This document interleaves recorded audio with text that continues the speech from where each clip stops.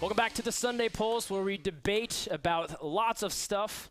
And we have points, but they're kind of arbitrary and irrelevant, like Paris Hilton. Guys, we have had lots of discussion with taking a stand. We had hard questions, hard-hitting truths. Because whatever did happen to Paris Hilton, man? She was like the darling celebrity, but now no one really cares. She made a sex tape, man. Yeah, like a dozen years ago, man. I was like in middle school when that came out. I had it on my PSP. We all had it. We all had it somewhere. She had it in a lot of places, that's for sure. Guys, it's time for the infamous Boos and Woos. Normally, this segment would be me offending everybody in esports with backhanded compliments as well as flat-out insults. But this time, I'm going to be handing off to Ben and Kev. We're going to be talking about fun topics. Pause the show. 20,000 points for FROTAM. Can anybody do that? Thank you, Ben. I actually wish I was part of the show then, because I'd be in the lead. Guys, we're gonna be tossing on a topic. You guys give it a boo, a thumbs down, or a woo, a thumbs up. Hashtag no filter continues on this edition of the Boos and Woos. Our first topic will be hot skins. Now, a lot of players are kind of divided on this because it's been asked for a long time, but Blizzard has finally implemented new skins and animations to the pleasure and dismay of players. Zergs can choose alternative skins for Zerglings, Overlords, and Collector's Edition Ultralists. Terrans have Marines, Supply Depots, and Collection Edition Thors, and well, Protoss has 2 units, the Zealots and the Pylons, but I'm sure Collector's Edition will come out within the next decade or 3. Guys, what is your opinion? Lots of people have been complaining about it, but giving positive feedback. Hot skins, boo or woo? Starting with you, Ben. Big woo for me, man. I love the Heart of the Swarm skins. I hope we see more. I am dying for a Zerg beach skin. I keep talking about this, but just close your eyes for a second and imagine. Instead of Overlords, you get sunshine. Instead of Creep, you get sand. Ooh. Instead of Ultralisks, you get giant lobsters. I would pay 20 extra bucks for that in a heartbeat. I love the skins. I do not think that there should be an option to turn them off. It's not a big deal. We have skins in other games, and players embrace them and learn to play with them and learn to love them. I celebrate this. I want more of it, and I want beach ball banelings, damn it. And invested Terrans, right? Blizzard, get on that. That's real. I love that creativity. Ben, plus 3,000 points. Wow. For new innovative skins and doing Blizzard's job for them. Kev, do you have any suggestions? What hot skins, boo or woo, Kev? A big woo for me as well, but I completely disagree with what Ben said.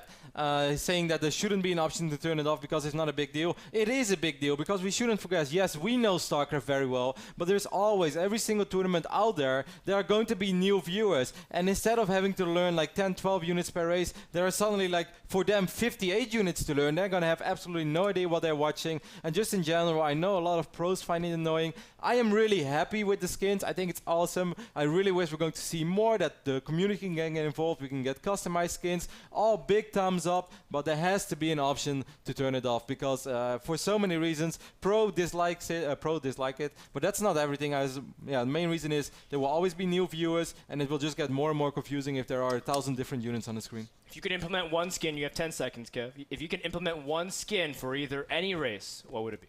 I would like to see Kaiche as a Zergling. Oh, but then you'd be killing your guys all the time. I would switch to Zerg. Kaiche is my dog, by the way, guys. I haven't. Kevin, let's be honest. Zerglings are not fat enough to be represented by Kaiche. Maybe Kaiche could be like... Kaiche could be an Ultra. A Brutalisk. A Leviathan. For those of you who don't know, Kevin's dog is this really fat, really chubby Akita dog. He's really adorable as well. Kevin will probably show you sometime on his stream.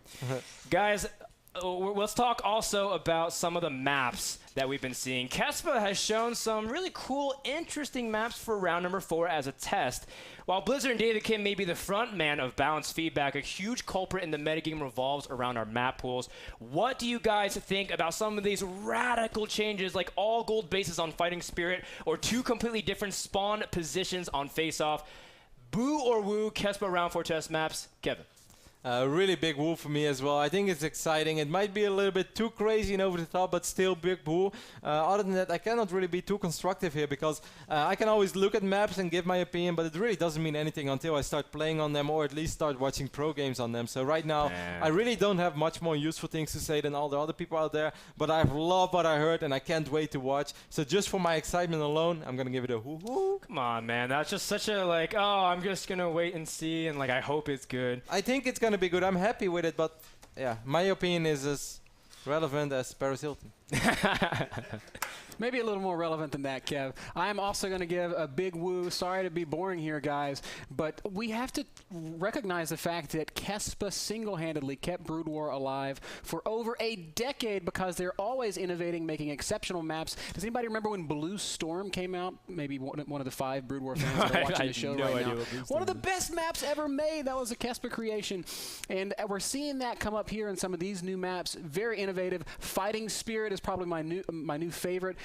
All gold bases, and you might look at that and be like, what the hell? This is going to make Terran so ridiculous. Is it really going to make Terran so ridiculous? We all have a mineral dump, and if anything, Andre and I were discussing this the other day, it might be a small nerf to Terran because it makes mules less efficient. Remember, mules always return a set amount of minerals. They don't mine more than an SCV. They just bring back a certain amount over a period of time. So maybe that's a small nerf to Terran. I don't know, but I think it's a very exciting prospect experimenting with these new maps, and I am blown away at the possibilities that they create for the future of the metagame. Sounds really good. You don't have any county points, Kev? No, I completely agree. I think it's one of those things we're just going to have to see happen, but I'm really excited from what I saw so far. I know you are excited, Kev. You really emphasized that in your previous argument. Our third thing that we want to talk about is the HOTS campaign. It's been over 2 weeks, guys, and that's according to Clutch, the spoiler rule. Like 2 weeks after it, you're allowed to spoil anything. But we won't tell you what happened exactly. Instead, we're going to talk about the campaign and direction of it. We've had lots of cool storylines develop within the single player, which is very important to lots of StarCraft fans of the lore as well as the game. Lots of opinions have come out, though, both positive and negative. Our final topic, the way Blizzard directed and executed the campaign. Boo or woo? Let's start off with you, Kevin. I really give it a big woo, man. I haven't something to admit. Wow, I don't even know what I give it a big woo. I didn't finish it. No. I liked it. Oh, you're going to throw me under the bus like that. I came very far, okay, and I lost my save. Come on, don't sell out your guy. Minus 2,000 points. Okay. No, I have to admit something. I mean, Warcraft 3 is the game that I played more than any other game in my life, simply for the fact that I was a pro for 5-6 years. I was also an amateur player before that. I played it so much, I've never finished the Warcraft 3 campaign. I am not a campaign guy. I started the campaign, I kind of felt like, this is not really getting to me. When I started playing Wings of Liberty campaign, I went through it immediately. Back then on normal, I have to admit, because I wasn't very good yet in StarCraft. I thought it was cool. When I played Heart of the Swarm campaign and I went to like the second last mission before I lost my save, and I couldn't really be bothered to continue from that point on. I will do it later on the day that I feel tilted from my latest session. I really had fun playing it, man. Like, I'm not a big story guy, so I can't say if I really agree with the lore or not. That doesn't really do it to me. I just decide like, hey, are these missions fun? Is the cinematics awesome? Yes and yes. I had a really fun time playing campaign. That's good, man. And that just shows that you're just a fan and you're enjoying the game. Kev, plus 10,000 points. Why the hell not? Ben, your chance to tell me, how did you like the HOTS campaign? Because I know you got farther than Kev. I love the HOTS campaign. And like Kevin, I am not a campaign player. I got through like 4 missions of Wings of Liberty, and I was just like, I'd rather play multiplayer. I've picked up a ton of single-player games on Steam over the years. You guys have seen my game list. It's so long. I don't think I've finished any of them ever. But then I watched Clutch's lore show on Wings, like recapping Wings and even Brood War and StarCraft 1 before it, and looking forward to Heart of the Swarm. I was like, this is kind of interesting. And then I started to play the Heart of the Swarm campaign. And the moment that just wrenched my heart was when Kerrigan goes to save Jim, and she walks in, and Jim sees what she's done.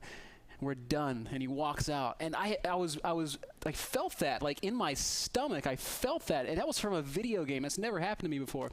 I thought it was absolutely incredibly awesome the way that Blizzard's been able to push their storytelling into the game itself and keep me, somebody who doesn't care about single-player games, playing all the way through to the end.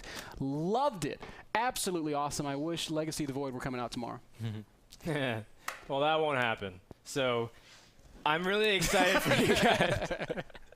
Dropping the truth bomb. I'm really excited for the campaign as well. Guys. Spoiler alert, that's the only spoiler that tomorrow. we'll actually list out. But that scene was really emotional for me as well. I do want to remind people that April 13th, I believe, Clutch will be doing another lore show where he's going to be talking about HOTS campaign as well, how it relates to all the books. He really puts a lot of work into it. If you think we prepare for our shows, Clutch really spends time preparing it. April 13th, definitely tune in for it. Thank you so much, guys. Let's do a point total after we've all said our opinions. Ben at... How did you even get this many? 40,650. I think I pressed too many zeros. Kev is at 37,000, which means Ben would win if we stopped the show where it is. When we come back, we're going to take one more commercial break. An opportunity for Kevin to steal it back because we're going to have some trivia. No. Double Don't go Jeopardy. anywhere. The Pulse will be right back.